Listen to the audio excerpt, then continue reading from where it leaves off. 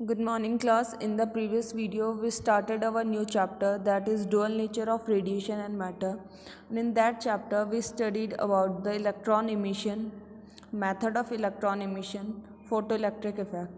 Okay, so in today's video we are going to discuss about the experimental study of photoelectric effect. We will start our new topic. Okay, so let's start the topic. The Philip Lenard studied the photoelectric effect practically. Figure shows his experimental setup. तो जो हमने ये photo electric effect पढ़ा था, इसमें आज हम क्या इसकी जो एक्सपेरिमेंटल स्टडी है, एक्सपेरिमेंटल कैसे प्रूव हुआ था उसके बारे में हम डिस्कस करेंगे। तो यहाँ पे फिगर हमारे बना हुआ है। तो यहाँ पे क्या हमारे ग्लास ट्यूब था जिसके अंदर क्या प्लेस करा हुआ है, जो यहाँ पे सी है वो क्या हमारा मेटालिक कैथोड, यानी कि वो क्या हमारी फोटो सेंसिटिव प्लेट, जहाँ से क्या हमारे फोटोन जिसमें फॉल होंगे वहाँ से हमारे इलेक्ट्रॉन का मिशन होगा।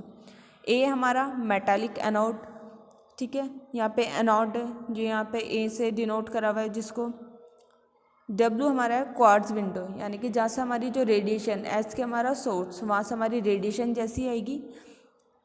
फिर ये कहाँ पे जो हमारी फोटो सेंसिटिव प्लेट है उसमें फॉल करेगी।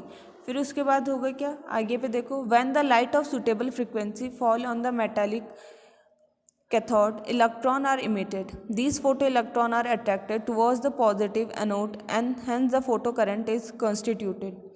ठीक है, तो इसका मतलब क्या है, यहाँ से क्या होगा, जो हमारा सोर्स एस है वहाँ से हमारी जब रेडिएशन आएगी और जो हमारी प्लेट सी है जैसे इसमें फॉल होगी तो वहाँ से क्या होगा, जो हमारी रेडिएशन है उसमें क्या हमारे फोटॉन्स प्रेजेंट है।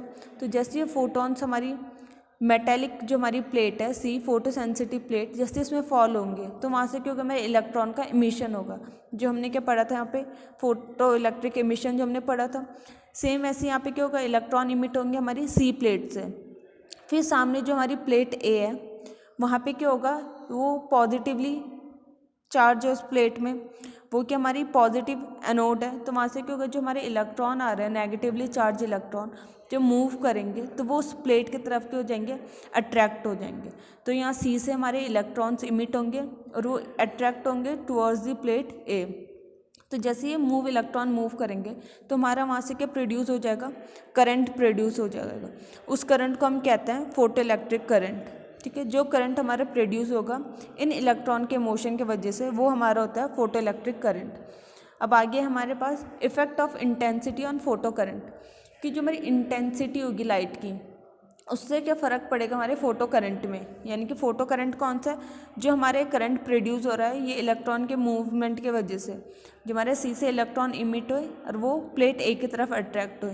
तो ऐसे क्या हमारा पूरे करंट प्रोड्यूस हो जाएगा, जिसको हम क्या कहते हैं, फोटो इलेक्ट्रिक करंट, या फिर उसको एक और नाम से जानते हैं वो है हमारा फोटो करंट। तो इसमें हमारा है कि effect of intensity on photo current. First है इसमें, the current is a number of electrons passing through a cross section in unit time. As the intensity increase, the number of electron emitted increase. Hence, the current increase. Photocurrent is directly proportional to the intensity. अब इसका मतलब क्या है, हमने क्या करी, जैसे जैसे हम अपनी इंटेंसिटी जो हमारी जो लाइट आ रही होगी हम उसकी इंटेंसिटी को इंक्रीज़ करेंगे, यानी कि जितनी ज़्यादा हमारी इंटेंस होगी लाइट उसमें क्या होगा, जो हमारे फोटॉन्स होंगे हमारी लाइट में प्रेजेंट उसके नंबर ऑफ़ फोटॉन्स क्या हो जाएंगे, हमारे इंक्रीज़ हो जाएंगे। जैसे हमारे नंबर ऑफ़ फोटॉन्स इंक्रीज़ होंगे तो वो जैसे जो हमारी मेटेलिक प्लेट थी उसमें जितने ज़्यादा नंबर ऑफ़ फोटॉन्स फॉल होंगे उतने ज़्यादा नंबर ऑफ़ इलेक्ट्रॉन हमारे इमिट होंगे। यानी कि जितने ज़्यादा फोटॉन, जैसे एक फोटोन हमारा पड़ा उससे क्या हो जाएगा, हमारा इलेक्ट्रॉन इमिट हो जाएगा। तो जो हमारे नंबर ऑफ़ फोटॉन्स इंक्रीज़ होंगे तो हमारे नंबर ऑफ़ इलेक्ट्रॉन जो इमिट होंगे वो भी क्या हो जाएंगे, हमारे इंक्रीज़ होंगे। और जब हमारे नंबर ऑफ़ इलेक्ट्रॉन इमिटेड वो इंक्रीज़ होंगे तो उससे क्या हो जाएगा, जो हमारा करंट प्रोड्यूस हुआ था वो भी क्या हो जाएगा, इंक्रीज़ हो जाएगा। तो इसमें क्या होगा हमारा, कि जैसे हमने इंटेंसिटी को इंक्रीज़ करा तो हमारे नंबर ऑफ़ इलेक्ट्रॉन इमिटेड वो भी इंक्रीज़ हो गए। तो हमारे जब number of electron emitted increase हुए तो जो करंट प्रोड्यूस हुआ था वो भी क्या हो जाएगा, इंक्रीज़ हो जाएगा। फिर थर्ड है photo current is directly proportional to the intensity. तो इससे क्या हमें पता चला कि जो फोटो करंट डायरेक्टली प्रोपोर्शनल होता है इंटेंसिटी का। इसका मतलब है कि हमारा फोटो करंट इंक्रीज़ होगा जब हमारी इंटेंसिटी लाइट की इंक्रीज़ होगी। तो नीचे पे जो हमारा ग्राफ है, इंटेंसिटी ऑफ लाइट और फोटो इलेक्ट्रिक करंट, ये क्या था हमारा स्ट्रेट लाइन ग्राफ। तो इसका मतलब कि हमारा कि जैसे जैसे हमारी लाइट इंटेंसिटी अगर हमारी इंक्रीज़ होगी तो हमारा जो फोटो करंट है वो भी क्या होगा, इंक्रीज़ होगा। तो ये क्या होता है हमारी effect of intensity on photo current. अब नेक्स्ट है हमारे पास effect of collector potential. Collector कौन से यहाँ पे, जो हमारी यहाँ पे प्लेट ए है, ये क्या कलेक्ट कर रही है इलेक्ट्रॉन को। ये क्या हमारा, जैसे हम इसका क्या पोटेंशियल से क्या फ़र्क पड़ेगा हमारे फोटो करंट में। फर्स्ट हमारा collector potential is meant for collecting emitted electrons. जो हमारा कलेक्टर पोटेंशियल है उसका मतलब क्या है कि जो हमारे इलेक्ट्रॉन इमिट हो रहे हैं वो क्या होंगे, वहाँ पे कलेक्ट होंगे सारे। Current first increase with increase in the collector potential after which it सैचुरेट्स। It saturates when the emitted electron equal to the collected electron. This maximum current is called saturated current. अब इसमें होगा क्या, हमें क्या करना है, पोटेंशियल इंक्रीज़ करने का मतलब है जो हमारी प्लेट ए है उसका हमने पॉजिटिव पोटेंशियल इंक्रीज़ करेंगे। जैसे जैसे हम उसका पोटेंशियल इंक्रीज़ करेंगे मतलब जितना ज़्यादा हमारी वो प्लेट पॉजिटिव चार्ज होगी उतने ज़्यादा नंबर ऑफ़ इलेक्ट्रॉन के होंगे उसके तरफ अट्रैक्ट होंगे। जितने ज़्यादा नंबर ऑफ़ इलेक्ट्रॉन उस पर अट्रैक्ट होंगे हमारी क्या होता रहेगा, करंट इंक्रीज़ होता रहेगा।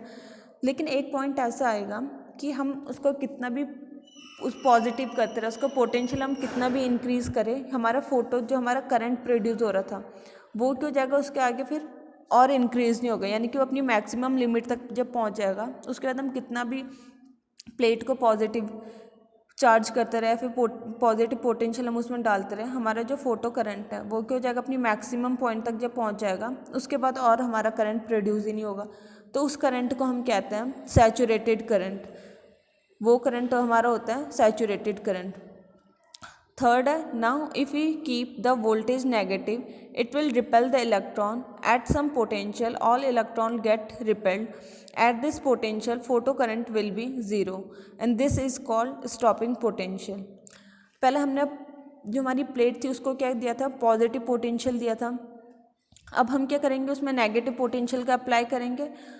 उस टाइम क्या होगा, जैसे हमने जो हमारी प्लेट थी उसको हमने नेगेटिव पोटेंशियल दिया तो हमारे क्या होगा, प्लेट भी नेगेटिव हो गई, जो हमारे इलेक्ट्रॉन है उनके चार्ज भी क्या होंगे, नेगेटिव होंगे। तो शुरू में क्या होगा कि कुछ कुछ इलेक्ट्रॉन क्या हो जाएंगे, मैक्सिमम इलेक्ट्रॉन तो शुरुआत में रिपेल हो जाएंगे, नेगेटिव नेगेटिव रिपेल करेगा एक दूसरे को। लेकिन फिर भी कुछ मैक्सिमम काइनेटिक एनर्जी, कुछ कुछ इलेक्ट्रॉन ऐसे होंगे जिनकी काइनेटिक एनर्जी क्या होगी, मैक्सिमम होगी, फिर भी वो क्या कर रहे होंगे, पास कर रहे होंगे उस प्लेट से। लेकिन एक टाइम ऐसा आएगा कि जब हमने प्लेट को अपना नेगेटिव चार्ज दे दिया तो उस टाइम क्या होगा, जो सारे इलेक्ट्रॉन क्या हो जाएंगे हमारे वहाँ से रिपेल हो जाएंगे। जब इलेक्ट्रॉन ही रिपेल हो जाएंगे प्लेट से तो हमारा कोई भी क्या करंट फ्लो ही नहीं होगा उस सर्किट से। तो जब हमारा करंट फ्लो नहीं होता है तो उसको हम कहते हैं हमारा स्टॉपिंग पोटेंशियल। मीन्स ऐसा पॉइंट जब हमारे क्या हो जाएगा, करंट फ्लो होना स्टॉप हो जाएगा। ठीक है, सारे इलेक्ट्रॉन हमने प्लेट ए थी जो हमने उसको क्या इतना नेगेटिव पोटेंशियल अप्लाई करा कि सारे के सारे जो हमारे इलेक्ट्रॉन थे वो क्या हो गए थे, रिपेल हो गए थे वहाँ से। फिर क्या हो जाएगा, जब हमारा कोई भी करंट फ्लो नहीं होगा वो हमारा होता है स्टॉपिंग पोटेंशियल। ठीक है, फिर इसमें क्या हमारा जो हमारी मैक्सिमम काइनेटिक एनर्जी होगी वो किसके इक्वल आ रही है, हमारी जो स्टॉपिंग पोटेंशियल होगा इलेक्ट्रॉन का। यानी कि जो मैक्सिमम काइनेटिक एनर्जी वाले इलेक्ट्रॉन भी जब हमारे क्या हो जाए, रिपेल हो जाए उस प्लेट से, तो क्या हमारा आ जाता है स्टॉपिंग पोटेंशियल। जो हमारा ग्राफ है इसमें हमें क्या शो हो रहा है कि एक साइड हमारा फोटो करंट है, एक साइड हमारा है पोटेंशियल। ठीक है, तो इसमें क्या होता है कि एक पोटेंशियल का जो हमारी इंटेंसिटी है उसका कोई भी फ़र्क नहीं पड़ता है हमारा स्टॉपिंग पोटेंशियल में। इंटेंसिटी इंक्रीज़ करने से क्या होगा, हमारे नंबर ऑफ़ इलेक्ट्रॉन जो इमिट होंगे वो इंक्रीज़ होते हैं वहाँ से। ठीक है, तो स्टॉपिंग पोटेंशियल में क्या, हम कितने भी नंबर ऑफ़ इलेक्ट्रॉन हमारे प्रोड्यूस हो रहे हैं उससे क्या स्टॉपिंग पोटेंशियल में कोई भी फ़र्क नहीं पड़ेगा। तो वही वहाँ पे ग्राफ है, हमने क्या अलग अलग इंटेंसिटी में भी क्या हमारा स्टॉपिंग पोटेंशियल सेम आ रहा था। ठीक है, थर्ड है हमारे पास अब इफ़ेक्ट ऑफ फ्रीक्वेंसी, कि जो फ्रीक्वेंसी का क्या इफ़ेक्ट पड़ता है हमारे फोटो करंट में। और फ्रीक्वेंसी इंक्रीज़ करने का मतलब क्या होता है कि जैसे हमने जो हमारी लाइट फॉल हो रही थी हमारी मेटेलिक प्लेट में, उसमें जैसे जैसे हम अपनी फ्रीक्वेंसी को इंक्रीज़ करेंगे तो जो हमारे इलेक्ट्रॉन इमिट हो रहे थे उनकी जो स्पीड होगी वो इंक्रीज़ हो जाती है। मीन्स वो उतनी स्पीड में मूव करना शुरू कर देंगे। ठीक है, तो फ्रीक्वेंसी का इंक्रीज़ फ्रिक्वेंसी इंक्रीज़ करेंगे तो उससे नंबर ऑफ फोटो इलेक्ट्रॉन कितने इमिट होते हैं उससे कोई भी फ़र्क नहीं पड़ेगा।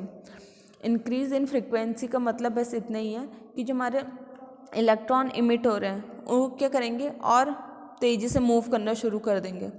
For a fixed intensity of incident light the photo electric current does not depend on the frequency of incident light. Saturation current will B same for all the frequency. ठीक है, इसमें क्या होगा, जो हमारा सैचुरेशन करंट है वो क्या होगा, हमारा सेम होगा हमारी सब फ्रिक्वेंसी के लिए। जो यहाँ पे हमारे डायग्राम भी यहाँ दिख रहा है, जो फर्स्ट वाला ग्राफ है हमारा, उसमें क्या डिफरेंट डिफरेंट फ्रिक्वेंसी के लिए, तो जो हमारा करंट है वो क्या होता है, सेम होता है। यानी कि जो हमारा सैचुरेशन करंट है उसमें कोई भी इफेक्ट नहीं होता है हमारा फ्रिक्वेंसी का। जो हमारी फ्रीक्वेंसी होती है वो केवल किसको इफेक्ट करती है, हमारी जो हमारी स्टॉपिंग पोटेंशियल है वो केवल उसको इफेक्ट करती है। The graph between the frequency and the stopping potential is always a straight line and implies that there is always a minimum frequency below which there is no photocurrent।